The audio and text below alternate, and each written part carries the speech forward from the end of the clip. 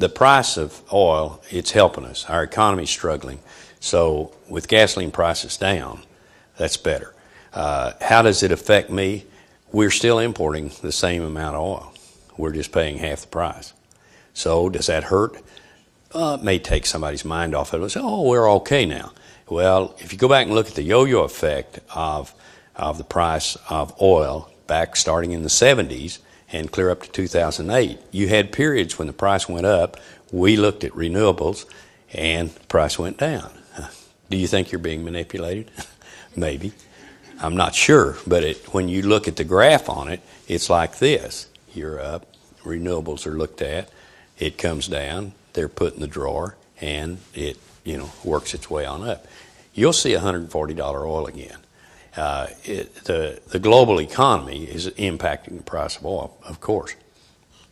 You're seeing demand fall off very fast around the world, but when the global economy picks up, the demand will pick up. When the demand picks up, the price will come with it.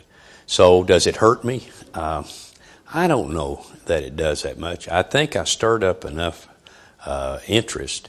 I started on July the 8th, and the price of gasoline was $4.11. Today it's less than half that. I think I would have, if I'd have started with the price of gasoline where it is today. So I got a break. It was $4.11 when I kicked off. And so I think everybody has become knowledgeable about the situation and realize that the people that have the oil are not friends of ours. And they're not going to cooperate with us, but they will cooperate to get the best price they can. Or you say, well, why don't they right now cut back and bring the price up? They don't want to be foolish, and so they're producing plenty of oil right now, and we're getting gasoline cheap. But you're going to be back up again. What happened to me on the wind is I have to have a lot of financing for what I'm trying to do. And there's no credit around. I can't get it. And so what did it do to me? Well, remember, I was not going to receive my first turbines until 2010.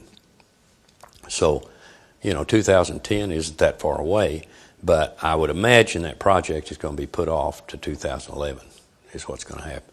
I've got to get a recovery in the economy. I've got to get a credit market recovery. And natural gas actually prices wind. And so with natural gas price at $6, that you can't make a wind deal work. You've got to have $8 natural gas because you can't get enough for the wind energy if you don't.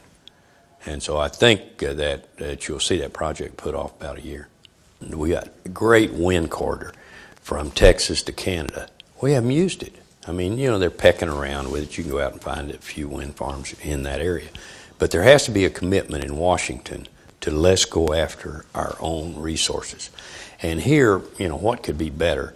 If you look, and I said I had a model for everything I tell you that I'm talking about. And when you start, well, what's the model for wind? It'd be Sweetwater, Texas. There's 3,000 megawatts there. That was a town of 12,000. There was an oil field there. We know about oil fields in Oklahoma. What happened? They're found, they peak, they decline, they deplete, and it's over with. They're plugged, and the town goes down.